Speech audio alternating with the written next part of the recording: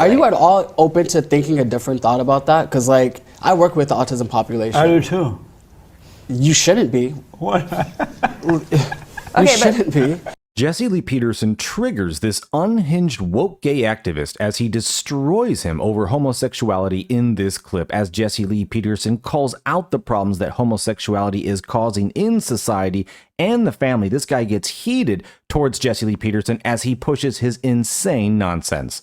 Let's get in. If radical homosexuals were not imposing themselves upon Radical society, homosexuals, what is that? Upon Christians, would Christians be fighting back in such a big way?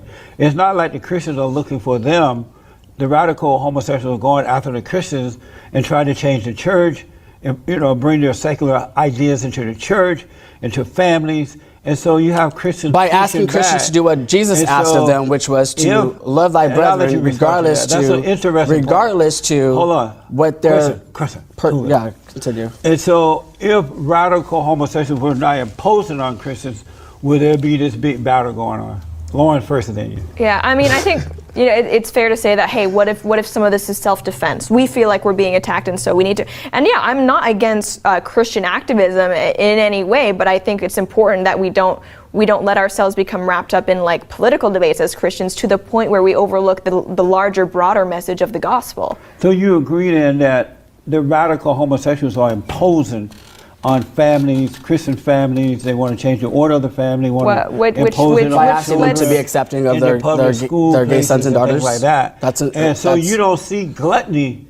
What an encroachment upon your life. Well, let's be more specific here. Like, what policies specifically are you talking about? Because any regulations where they would be able to like go into a Christian school and say you must do that, I oppose that. I am very strongly for freedom of religion, and if freedom of religion is being attacked, of course, as Christians, we should speak out about it. I think in some ways it is, but like again, that can't get in the way of our larger, our larger mission of proselytizing. So should I feel attacked if I'm going to the subway and there's Christians espousing their gospel on megaphones? Like, should I feel attacked by their actions? No. So just simply speaking up, exactly. So, but on the flip, you're going to say that radical homosexuals are attacking straight people. They are.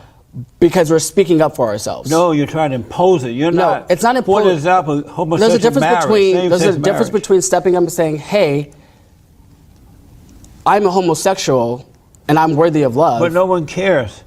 Obviously you do, because we're still having this conversation. But if you didn't impose it on the Christians, they would go about their lives. That's absolutely not true. Homosexual That's absolutely not true, because you impose that upon the courts. You try to force Christians to accept that, rather just than in the same way that black people force themselves upon white people because they spoke up about having rights in this country. So what? Repeat that.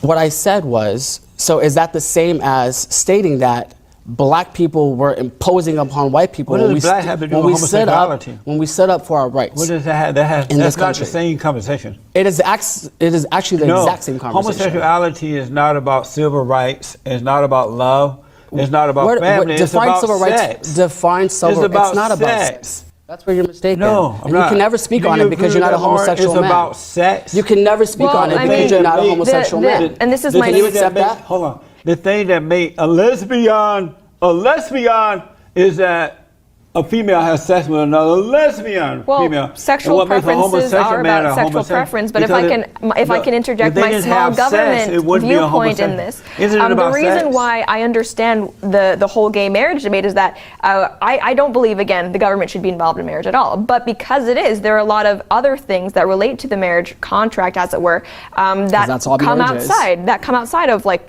love is love, whatever. Like, marriage contracts are about government recognition of a relationship, and that can affect your inheritance, that can affect hospital times that you're allowed to visit each other, that can affect, yes, it can affect. You can write a contract to say, when I die, I want Lou Ella to get all my stuff. Yeah, if you're someone who actually has a will, if you actually have a will, but it's not automatic, right? That's why marriage exists from the government, right? When I'm in the hospital, I need same with like healthcare. If you want to bring someone on your healthcare, they don't need a law for that. They can write a contract. Can you give me your definition of a civil right? I want to go quickly back to this this question. Do you agree with me that what makes a man or a woman a lesbian or homosexual is that they have sex with the same sex. Sexual preferences are about sexual preferences. Right. Yeah, I think and we it's would not all about agree on love, that. it's not about family, and it's not about civil rights. Do you agree with that? Well, I mean, no, because the Greeks actually have several different types of love, one of them being specific to like romantic love, eros, and that is something that would so the gay relationships are based around that type of... They teach this in liberal schools. And where are the Greeks now? The Greeks? Who did you say? The Greeks in general, just the different types of love. Where are they now? They're yes, still because they embraced homosexuality, their civilization went to hell. Yeah. I rest my case. Yeah. So guess what? So then America is on a decline to going straight to hell then, right? So what? So then America is on its way straight to hell then. Not now. No, but I'm trying to explain why the whole gay marriage debate, if government is going to be in marriage, you can't turn on the TV without seeing one. Lauren. Repeat that. I'm saying, well, that based on what you're saying, then America is basically going straight to hell because you can't turn on the TV without seeing, the influence of gay people. But that's starting to change. If America has embraced homosexuality, if they could fight in our military, which they didn't destroy, like as conservatives said that it would, gays who have gotten married hasn't destroyed and corrupted the family. It's actually improved and made families much better. You should thank us, straight people, for adopting the children that you guys give up. No, that's not a good idea. No, it's a great idea because someone has to take care of them. Someone has to show them love. That's a bad idea. No, it's actually a great idea. Do you think?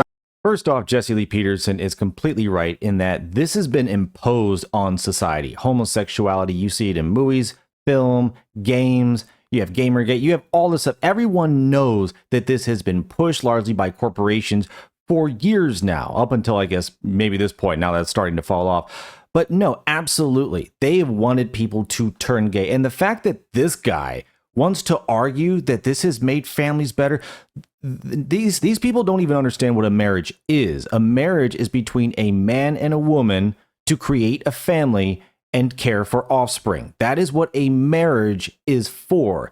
Gay people don't breed. Gay people don't breed. So the idea of having a marriage between two gay people just does not make any sense, because where's the children coming from? I mean, apparently, like this guy, he's just going to take for ours.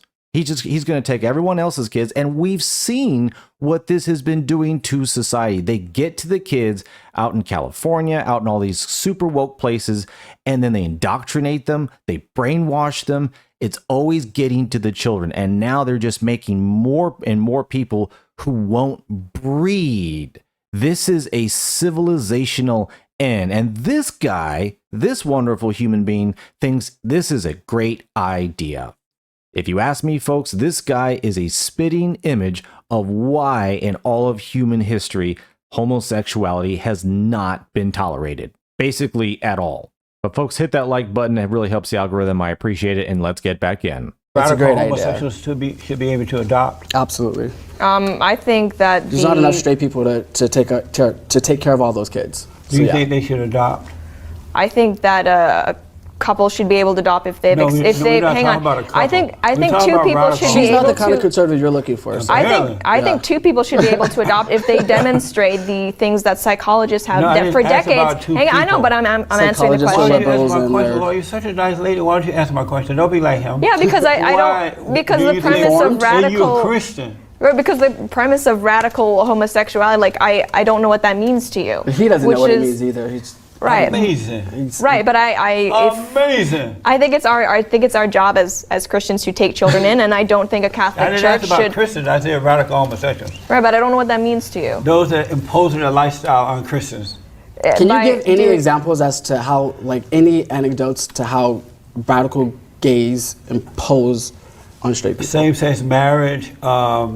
Is that not two people deciding for themselves? They want to teach it in the schools. How does that impose on anyone sitting in this room? I'm asking you a question. Now, I'm actually against when it comes to schools. I don't think there should be these discussions for young children. I'm very much against that. I think in a lot of ways. Why? Young children know. Young children know. Do they know the? And if they had parents that actually fostered acceptance and tolerance, then they would come out much sooner. They wouldn't have to be 25 years old, twice divorced with 5 kids. Teaching it in the schools because I don't believe that it would be This is why she against teaching in school. Yeah, I don't think it would be taught in a way that is, fostering of merely just acceptance and openness and tolerance and love, which are Christian values that I would support for anybody. It's not, as Christians, it's not up to us to say you are not deserving of our love, right? So that, if that's about what it is, then I'd be fine. I believe that parents should take it upon themselves to teach their children that for anybody. That way, regardless of the race, religion, whatever, we don't have people who are just totally awful to, their fellow man. That's important. But when it comes to specifically what we teach in school, I think that there are political ideologies that are taking over to the point that it goes beyond like what is just acceptance and love. And I worry that we are introducing certain concepts to kids when they are too young to understand. Like the issue of transgenderism, for example. Gender dysphoria is a medically recognized thing that some people go through. Do you believe that? What? What she just stated. Are you saying gender dysphoria is meaning that is a mental illness that needs to be dealt with? Yeah, I mean, we could call it that. Yeah, I mean, obviously. Yeah, I agree with you. It is a mental illness. Right, and we should. So if someone's experiencing that, then obviously, like as their brothers and sisters, families and friends, we need to be there to support them, etc. Meaning not support them and accepting it as a norm, but to show them how to overcome it, right? Right, Lauren? Well, I mean, when it comes to Lauren, what is wrong with you? Well, what gender dysphoria? Your Christianity is... Sir, do you recognize that in all of the existence of humanity that gays have always existed, that transgender people always existed? Let me ask you There's this. been nothing that has ever changed that. And you could pray and wish it away all you want to. It's not going to change. So the better thing to do for society is to accept it. Do you believe that the brain of a man and the brain of a woman is different? Yes. I very much believe that the brain of a man and the brain of a woman is different. Therefore, I'm open to the idea that because of some medical mishap, that there's... Why does it have to be a mishap? Because God makes no mistakes. Because it deviates from the norm in the same way that polio is a mishap, or the same way that it's deviating from the norm. And the people who go through this, it's very hard for them. It's something that if has driven people to medications and to surgery. So I think it's fair to say, and this is not a normative you're a bad person thing, but it's not the norm, right? But that doesn't make it wrong. No. It doesn't make it... If it's not normal, it's wrong. Invaluable. But would you say autism is wrong? He would. You are... Okay, because it's an abnormal situation. Right, but so abnormal... Wrong. Yeah, but wrong is a normative form of judgment. It's abnormal, obviously. Are you at all open to thinking a different thought about that? Because, I work with the autism population. I do, too. You shouldn't be. What? You shouldn't be. But back to the issue. Why not?